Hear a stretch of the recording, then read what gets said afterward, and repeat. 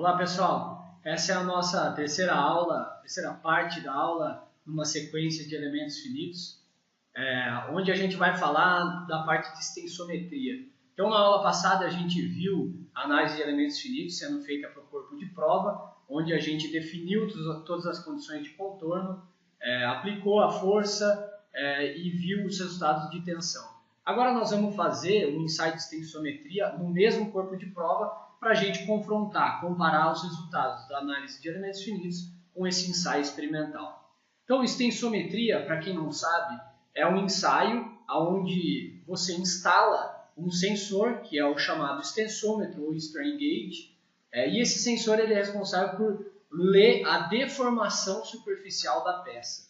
Então, você instala o extensômetro no momento em que o corpo de prova sofre a carga. Esse sensor ele consegue ler essa deformação superficial e a gente consegue obter esses valores de deformação. A deformação ela pode ser correlacionada com as tensões, se você lembrar, se estiver dentro do regime elástico do material, aplicando a lei de Hooke, né, que relaciona tensão e deformação, você chega no valor de tensão. Então, o que é preciso para fazer esse ensaio de extensometria? Então, em primeiro lugar, eu tenho um corpo de prova, onde a gente vai instalar o extensômetro. Esse extensômetro que está instalado no corpo de prova é um extensômetro uniaxial. O que significa isso? Que ele consegue ler deformação no sentido longitudinal do sensor, em uma única direção. Existem outros tipos de sensores, a gente não vai se prolongar muito aqui, mas a gente tem artigos sobre isso. Se vocês quiserem também, dá uma olhada no link aqui abaixo que nós vamos deixar. Outra consideração é o cabo. Você precisa de um cabo para conectar esse sensor com a placa de aquisição, ou módulo de aquisição. O módulo e a placa de aquisição, no nosso caso, a gente usa da National Instruments, e ele serve para captar, né, esses valores aí do sensor, a leitura do sensor, e mandar esses dados para o computador, gravar esses dados no computador. E, por último, a gente precisa de um software que faz todo esse processamento e a leitura para que você possa realmente ter resultado que responda o seu propósito, responda as suas dúvidas. Bom, então, nós vamos começar na parte do software, de como a gente faz essa setagem do software. O nosso software foi desenvolvido pela DACSys, chama DAClogger. Ele é específico para essa área de extensometria e de vibração. E a gente tem feito aí um trabalho muito legal com eles, onde a gente tem ajudado a desenvolver com algumas melhorias, algumas dicas, e tem sido bem legal essa parceria nossa.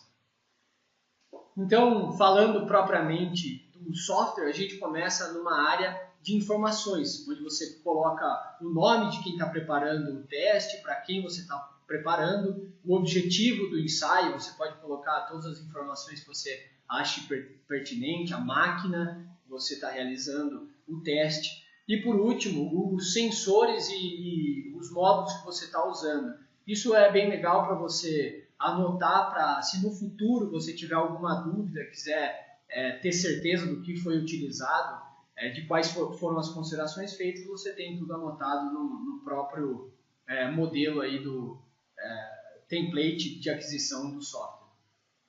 Bom, a próxima etapa é a parte de setar a taxa de aquisição. E o que é essa taxa de aquisição?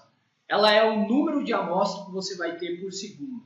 Então, por exemplo, no caso aqui que a gente está vendo de 1000 amostras por segundo, significa que o sensor, que eu vou ter uma aquisição de 1000 pontos do sensor, de 1000 leituras por segundo para esse teste que a gente está realizando.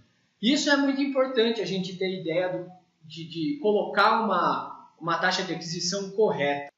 Passando para outra aba, é a aba de filtro, onde esses filtros eles removem ruídos que são indesejados dos sinais. Então, quando você tem um ruído, você consegue habilitar essa consideração de filtros. Nós não vamos se atentar muito para isso, porque nós não vamos fazer também utilização de filtros. Então, passando para a próxima aba, é a aba onde realmente eu vou fazer a configuração do canal. Então eu coloco um nome para o meu sensor, habilito o canal.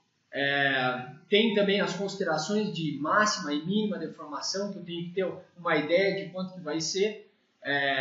O que a gente vai alterar aqui é a excitação do próprio hardware, que é 2 volts, o gauge factor, que é uma consideração, é uma característica do sensor, e a resistência também do sensor, que é 120 ohms. Então eu comentei no começo do vídeo também que é super importante a gente fazer a zeragem do sensor. Então esse auto zero aqui, ele significa, eu habilito ele para conseguir fazer essa zeragem do sensor.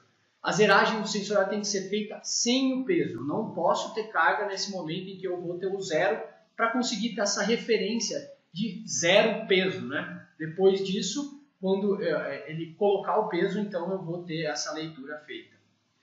Habilitando, fazendo essa zeragem, eu tenho um valor aqui de menos 126 nano deformação. Esse valor está muito próximo do zero. Então ele pode ser considerado um valor de zero legal, que a gente pode prosseguir e fazer o teste. Depois tem a parte de gravação. Você pode somente visualizar ou gravar então esse sinal obtido. E logo nós já temos a parte de visualização do teste. Então, começando aqui o teste, é importante a gente perceber que a deformação está em zero. Isso é muito importante para você ter certeza de que a zeragem ela foi bem feita e que você não vai ter valores, por exemplo, de uma tensão que ela não existe no momento que você não tem carga no corpo de prova.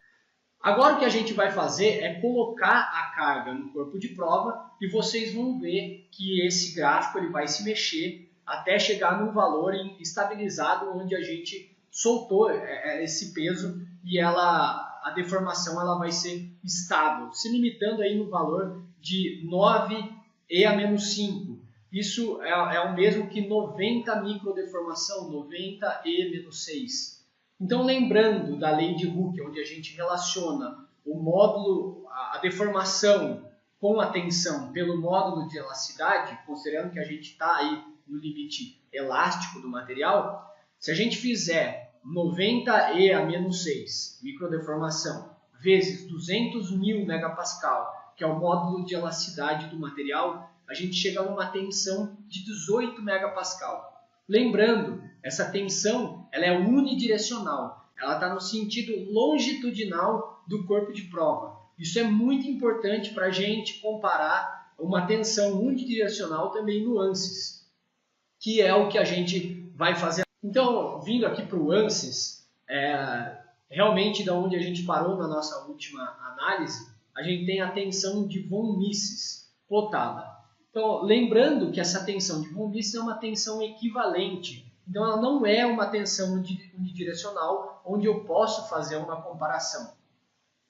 Eu vou botar aqui a tensão principal, a máxima tensão principal. E o que ela significa? É a minha máxima tensão de tração. Que nesse caso, como a gente até pode analisar que a gente está tendo uma tensão de flexão, então a gente tem uma tração na parte de cima do corpo de prova, uma compressão na parte de baixo. Essa tensão principal, nesse caso, ela é na mesma direção que o sensor.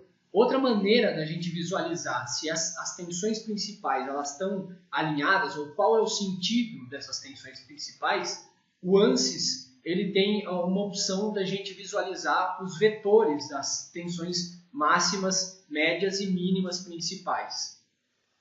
Quando a gente faz essa plotagem, a gente analisa que esses vetores em vermelho eles significam a máxima tensão principal. E se a gente dá um zoom bem no local onde a gente instalou o extensômetro, a gente pode reparar que a tensão está bem alinhada com o sentido longitudinal do corpo de prova. Então, ela realmente significa isso, que se eu pegar um valor dessa tensão principal máxima, ela vai ser coerente com o meu valor medido. Ela é realmente a mesma direção. Então, se eu fizer um probe nessa região, a gente tem um valor de 18,6 megapascal, que é muito próximo do que a gente acabou de medir e obter no insight de extensometria. Outra consideração para a gente analisar essas tensões é verificar a tensão normal no eixo longitudinal do corpo de prova. Então, se a gente plota uma tensão normal no eixo Z, que é relativo a esse eixo longitudinal, a gente também tem que obter esse mesmo valor, um valor muito próximo do que a gente teve no ensaio de extensometria. Então, quando a gente faz essa plotagem, a gente muda aqui para o eixo Z e analisando os resultados, a gente vê com o probe que a gente tem os 18,6 ali megapascal se aproximando muito do ensaio de extensometria. Bom, com isso a gente consegue analisar e verificar a correlação entre um modelo de elementos finitos com um ensaio de extensometria. Isso daí é muito útil para validar as nossas condições de contorno. Então, como a gente estava considerando essa restrição, como a gente fez aplicou a força, qual é o local de máxima tensão, e realmente calibrar esse modelo e validar o modelo de elementos finitos, ou seja, aumente a nossa confiabilidade e a nossa confiança em obter esses resultados. É claro, essa é uma geometria simples, que ela acaba não sendo tão difícil de fazer essa validação, mas vocês podem perceber o quanto que é importante a gente fazer essa correlação entre o mundo experimental e o mundo virtual. Espero que vocês tenham gostado. Se tiverem alguma dúvida, alguma sugestão, mandem e-mail para a gente, deixe um comentário aqui embaixo no nosso canal e vejo vocês no próximo vídeo. Tchau!